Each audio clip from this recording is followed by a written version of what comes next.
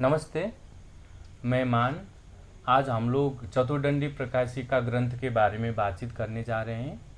यह ग्रंथ कर्नाटक संगीत पद्धति का महत्वपूर्ण ग्रंथ है, क्योंकि इस ग्रंथ की वजह से कर्नाटक संगीत पद्धति व्यवस्थित हुई। यह ग्रंथ वेंकट मखी ने लिखा था। वेंकट मखी के पिता का नाम गोविंद दीक्षित था और इनकी पत्नी नागमंगा थी। गोविंद दीक्षित के 7 पुत्र थे, उनमें से तीसरे नंबर पे वेंकट मखी का नाम आता है। वेंकट मखी ने अपने पिता के आज्ञा से तानपाचार्य शेखर से संगीत की शिक्षा ग्रहण की। वेंकट मखी ने अपने गुरु के प्रशंसा में राग आरबी में एक कंपोजिशन किया है, जो अभी भी कर्नाटक संगीत पद्धति में प्रचलित है। वेंकट मखी विजय राघव राव नायक करके एक राजा थे। उस समय पे उनके राजाश्रय में थे। जिस तरीके से जयदेव ने श्री कृष्ण से संबंधित 24 अष्टपदियों की रचना की, उसी प्रकार वेंकट मखी ने भी सत्यनारायण से संबंधित 24 अष्टपदियों की रचना की है और उन्होंने एक नवीन राग बनाया जिसे सिंहारप भी कहा जाता है। वेंकट मखी ने जो चतुर्दंडी प्रकाशिका ग्रंथ लिखा है, उसके समय के बारे में हमें दो मत प्राप्त होते हैं। कुछ लोग इसका समय 1635 मानते हैं तो कुछ लोग 1650 मानते हैं। जो सबसे ज़्यादा ऑथेंटिक जो डेट है वो 1635। क्यों? क्योंकि वेंकट मखी का उद्धरण अहोबल ने संगीत पारिजात में भी किया है।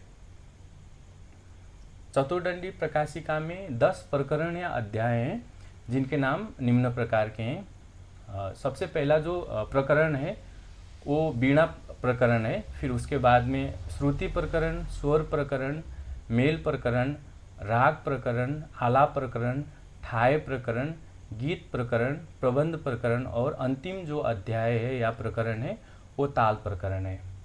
अब मैं आप लोगों को चतुर्दंडी प्रकाशिका का जो सबसे पहला अध्याय या प्रकरण है, वीणा प्रकरण, उसके बारे में बताने जा रहा हूँ। इसमें 3 प्रकार की वीणाओं का उल्लेख किया गया है: शुद्ध मेल वीणा, मध्य मेल वीणा और रघुनाथेंद्र मेल वीणा।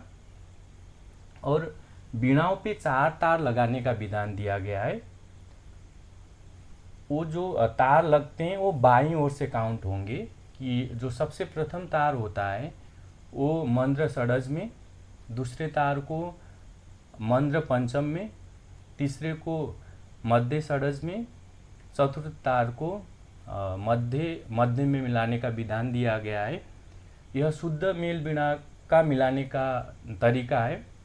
बाकी जो 2 वीणा थे उनको किस तरीके से मिलाया जाता है, इसके बारे में स्पष्ट वर्णन इस ग्रंथ में नहीं मिलता है।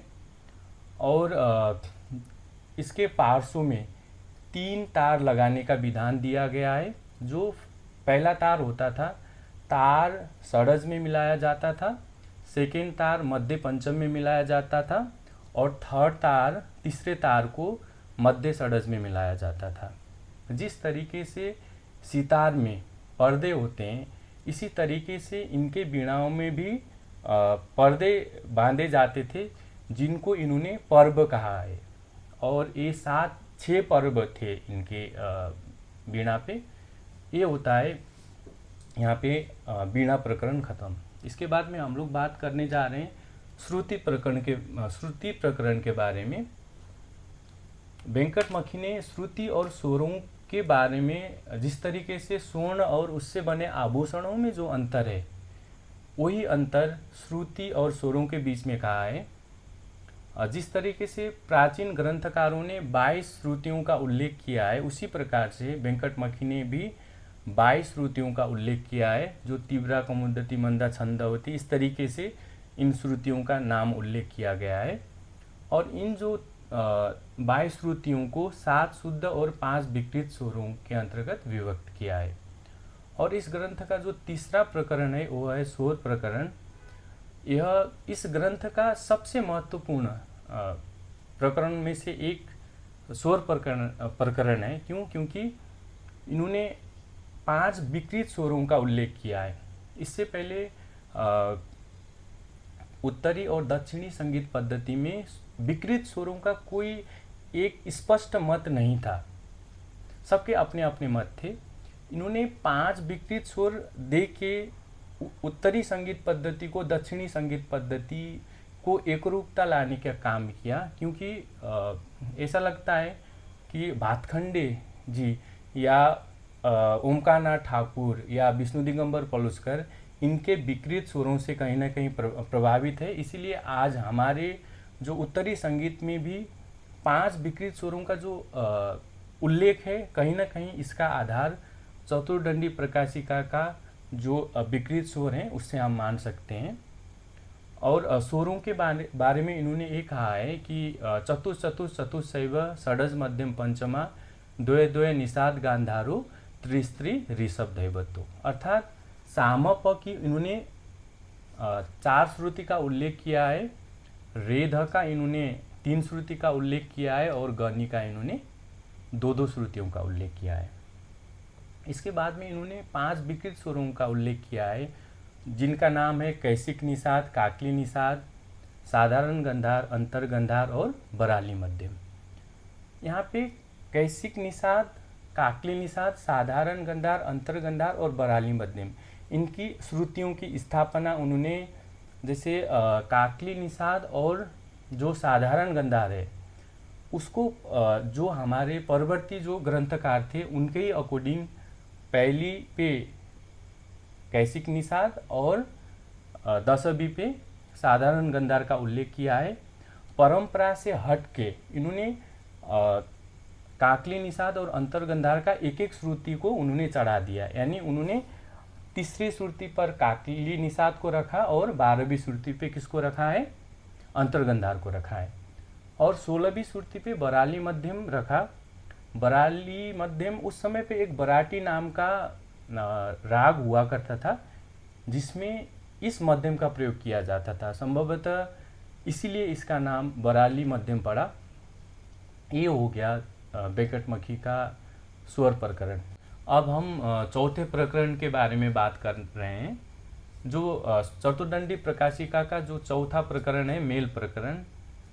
यह प्रकरण भी इस ग्रंथ का महत्वपूर्ण प्रकरण है। इसमें क्योंकि इसमें वेंकटमखी ने 72 मेलों की वर्णन किया गया है। उन 72 मेलों में से वेंकटमखी ने 19 मेलों को स्वीकार किया।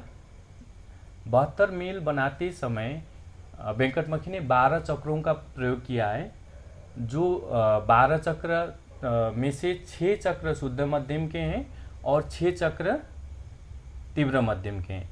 जो 6 चक्र शुद्ध मध्यम के हैं उनके नाम हैं इंदु, नेत्र, अग्नि, वेद, उसके बाद में आता है बाण और ऋतु। ये शुद्ध मध्यम के 6 चक्र हैं। तीव्र मध्यम के 6 चक्रों के नाम इस प्रकार है, ऋषि, वसु, ब्रह्म, दिशि, रुद्र और आदित्य। ये तीव्र मध्यम के 6 चक्र हैं। कुल मिला के 12 चक्रों का उल्लेख इस प्रकरण में प्राप्त होता है। जो 72 मेल बने हैं उनमें से जो शुद्ध मध्यम से 36 मेल बने हैं और तीव्र मध्यम से 36 मेल बने हैं। 36 + 36 72 हो गया। 72 में से उन्होंने 19 मेलों को ही स्वीकार किया। इसके बाद में आता है, इस प्रकरण में उन्होंने कटप्य आदि संज्ञा का भी वर्णन किया है। कटप्य आदि संज्ञा इस चीज़ को कहा जाता है कि अगर हमको कर्नाटक ठाटों का नाम प्राप्त होता है तो उसकी संख्या और उसमें लगने वाले रागों को हम गणितीय विधि से निकाल सकते हैं। ये हो गया चतुर्दंडी प्रकाशिका का मेल प्रकरण। इसके बाद में आता है चतुर्दंडी प्रकाशिका का जो 5वां प्रकरण है वो राग प्रकरण। इन्होंने कुल 56 रागों का वर्णन इस अध्याय में किया है। उन 56 रागों को 19 मेलों के अंतर्गत वर्गीकृत किया है और एक थाट से किस तरीके से 484 राग बनते हैं उसका उल्लेख भी इस प्रकरण में किया गया है। इसके बाद में आता है छठा जो प्रकरण है वो आलाप प्रकरण है। तो आलाप के अंतर्गत इन्होंने आलाप में लगने वाली चीज़ें है ना, जिसको हम करण, बर्तनी, मुक्तई, विदारी, ये जो शब्द है इनका वर्णन किया है। और परंपरा से हटकर हम लोग औडव, साड़व और संपूर्ण के लिए 5, 6 और 7 स्वरों का कॉन्सेप्ट है, उसको इन्होंने औडव को 6 बोला है, साड़व को 7 बोला है और संपूर्ण को इन्होंने 8 बोला है। संभवतः हो सकता है इन्होंने जब रागों की जाति बनाते वक्त तार सप्तक को भी जोड़ा, इसलिए इन्होंने संपूर्ण को 8, साड़व को 7 और औडव को 6 कहा है। इसके बाद में आता है 7वां प्रकरण जो है वो है ठाय प्रकरण। तो यह चतुर्दंडी प्रकाशिका का सबसे छोटा प्रकरण है। इसमें कुल 7 श्लोकों का वर्णन हमें प्राप्त होता है। इसमें मतलब ठाय के अर्थ में इन्होंने ठाय के लिए बोला है कि राग का आलाप करते समय किसी कल्पित स्वर से 4 स्वर आरोह में और 4 स्वर अवरोह में लेकर 4-4 ताने बनाने को इन्होंने क्या कहा है, ठाय कहा है। इसके बाद में आते हैं गीत प्रकरण। गीत प्रकरण और जो नेक्स्ट 9वें नंबर पे आने वाला है प्रबंध प्रकरण, है ना। गीत और प्रबंध एक हिसाब से बंदिश के ही रूप हैं। इन्होंने मतलब जो गीत प्रकरण है उसको जैसे सूड प्रबंध को के 3 भाग होते हैं, शुद्ध सूड, मिश्र सूड और सालक सूड। तो उनमें से सालक सूड को अलग करके इन्होंने गीत प्रकरण बनाया, है ना। सालक सूड के 7 प्रबंधों के प्रकार हैं, जिनके नाम हैं ध्रुव, मठ, प्रतिमथ, नित्सारुक, अट्टताल, रासक और एकताली। इन 7 प्रबंधों को लेके अलग से इन्होंने क्या बनाया है, गीत प्रकरण। इसके बाद में आते हैं हम कि इसका जो 9वां जो प्रकरण है वो है प्रबंध प्रकरण, है ना। तो प्रबंध के बारे में जैसे जिस तरीके से सारंगदेव कह रहे हैं संज्ञात्रय निबद्धस्तो प्रबंध वस्तु रूपकम, यानी मतलब 3 चीज़ों से, स्वर, ताल और पद से बधी हुई रचनाओं को इन्होंने प्रबंध कहा है। और प्रबंधों के 4 धातुओं का उल्लेख किया है, उद्ग्रह, मिलापक, ध्रुव और आभोग। और उनके 6 अंगों का उन्होंने उल्लेख किया है, जो तेन, विरुद्ध, पद, पाठ, स्वर और ताल हैं। तो धातु और अंग के बारे में इन्होंने क्या कहा है कि प्रबंध बनने के लिए कम से कम 2 धातु और कम से कम 2 अंगों का होना जरूरी है। तो इन्होंने ये कहा है कि जो 6 अंगों वाली जो प्रबंध होता है उसका नाम मेदनी कहा है, 5 अंगों वाली प्रबंध का नाम आनंदनी रखा है, 4 अंगों वाली प्रबंध का नाम दीपिनी रखा है, 3 अंगों वाली प्रबंध का नाम भाविनी रखा है और 2 अंगों वाली प्रबंध का नाम तारावली रखा है। इसके बाद में आते 10वां प्रकरण जो ताल अध्याय है। यह ताल अध्याय अपर्याप्त है। चतुर्दंडी प्रकाशिका ग्रंथ का आज के संदर्भ में बहुत ज़्यादा इम्पोर्टेंट है। जिस तरीके से वेंकट मखी ने कर्नाटक संगीत पद्धति को व्यवस्थित किया, भातखंडे भी यही चाहते थे कि उत्तरी संगीत पद्धति भी व्यवस्थित हो। इसलिए इन्होंने चतुर्दंडी प्रकाशिका का सहारा लेके, है ना, 32 में से 10 ठाटों को स्वीकार किया, जिसकी वजह से जो आज हम जो 10 ठाटों की कॉन्सेप्ट है जो हमारी उत्तरी संगीत पद्धति में, कहीं ना कहीं वेंकट मखी का चतुर्दंडी प्रकाशिका से ग्रहण किया गया है। दूसरा जो मतलब 5 विकृत स्वर हैं, जो वेंकट मखी के 5 विकृत स्वर हैं, इनका भी कहीं ना कहीं संबंध चतुर्दंडी प्रकाशिका का मतलब चतुर्दंडी प्रकाशिका से मतलब संबंधित है। और बात करते हैं कि वेंकट मखी का मृत्यु 17वीं शताब्दी में तंजावुर में हुआ। इस ग्रंथ से रिलेटेड आपके कोई भी प्रश्न हैं तो प्लीज़ आप लोग कमेंट करिए। और मेरा पढ़ाना आप लोगों को अच्छा लगता है तो मेरे चैनल को आप लोग सब्सक्राइब करिए। और ये जो ग्रंथ का सीरीज़ है आगे भी आने वाला है। नेक्स्ट जो ग्रंथ है उसके साथ में आप लोगों के समक्ष मैं फिर हाजिर होता हूँ। अभी के लिए नमस्ते।